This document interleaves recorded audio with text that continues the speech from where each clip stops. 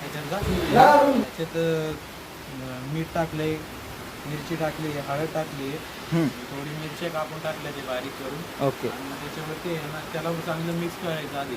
Okay मग ते mix झाल्यावरती आहे ना अख्खा मसाला त्या कांद्याला लागेल. मग त्याच्यावरती बेसन पीठ वाटायचं ओके आणि ते पहिलं चिवळायचं. म्हणजे ते कांद्याचं पाणी आहे ना ते बेसनाला चिपकलं ना ते त्याचं बॅटर बनवून थोडंसं पाणी घ्यायचं हातवर आणि त्याला मिक्स करायचं त्याच्यात. म्हणजे ते बरोबर बॅटर तयार होईल. तेल एकदम असं गरम करून घ्यायचं चांगलं. हां असं टाकून बघायचं ते आहे ना शिजतंय का. शिजते का मिक्स कांदा टाकून बघायचं.